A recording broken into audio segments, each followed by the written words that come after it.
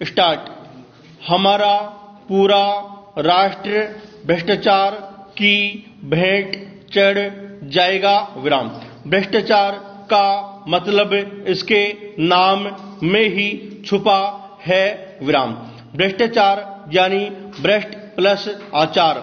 भ्रष्ट यानी बुरा या बिगड़ा हुआ तथा आचार का मतलब है आचरण विराम। अर्थात भ्रष्टाचार का शाब्दिक अर्थ है वह आचरण जो किसी भी प्रकार से अनैतिक और अनुचित हो विराम। भ्रष्टाचार में मुख्य घूस यानी रिश्वत, चुनाव में धांधली, ब्लैकमेल करना, टैक्स चोरी, झूठी गवाही, झूठा मुकदमा, परीक्षा में नकल, परीक्षार्थी का गलत मूल्यांकन, हफ्ता वसूली, जबरन चंदा लेना, न्यायाधीशों द्वारा पक्षपातपूर्ण निर्णय, पैसे लेकर वोट देना, वोट के लिए पैसा और शराब आदि बांटना, पैसे लेकर रिपोर्ट छापना विराम।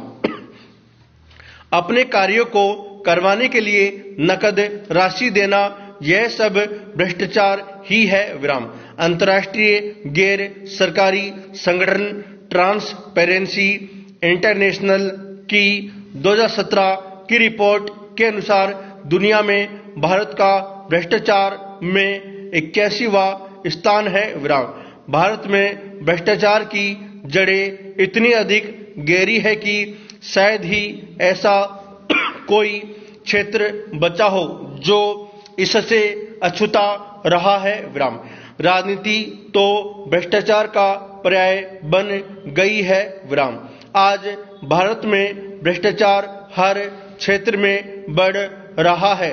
कालाबाजारी अर्थात जानबूझकर चीजों के दाम बढ़ाना, अपने स्वार्थ के लिए चिकित्सा जैसे क्षेत्र में भी जानबूझकर गलत ऑपरेशन करके पैसे ऐंठना, हर काम पैसे लेकर करना, किसी भी सामान को सस्ता लाकर महंगे में बेचना, चुनाव धांधली, घूस लेना, टैक्स चोरी करना, ब्लैकमेल करना, परीक्षा में नकल, परीक्षार्थी का गलत मूल्यांकन करना, हफ्ता वसूली, न्यायाधीशों का पक्षपात पूर्ण निर्णय, वोट के लिए पैसे और शराब बांटना, उच्च पद के लिए भाई भतीजावाद, पैसे लेकर रिपोर्ट छापना, यह सब भ्रष्टाचार है और यह दिन ब दिन भारत के अलावा अन्य देशों में भी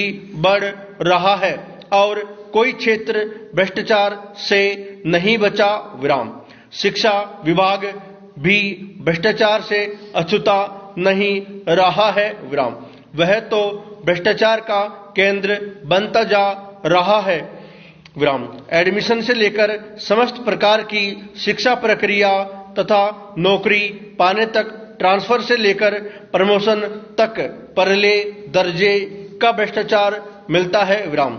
भ्रष्ट राजनीति के कारण हमारे देश में हर दूसरा राजनेता भ्रष्ट है, उनकी छवि कलंकित है, फिर भी वे राजनेता बने हुए हैं और सरकार चला रहे हैं विराम। भाई भतीजावाद के कारण बड़े अफसर अपने पदों का दुरुपयोग करके अपने रिश्तेदारों को नौकरी दिलवा देते हैं, चाहे वह व्यक्ति उस नौकरी के काबिल हो या नाकाबिल ही क्यों ना हो, जिससे देश में बेरोजगारी तो फैलती ही है विराम। झूठे दिखावे व प्रदर्शन के लिए, झूठी सामाजिक प्रतिष्ठा पाने के लिए विराम, देश के बड़े उद्योगपति अपना पूर्ण विराम।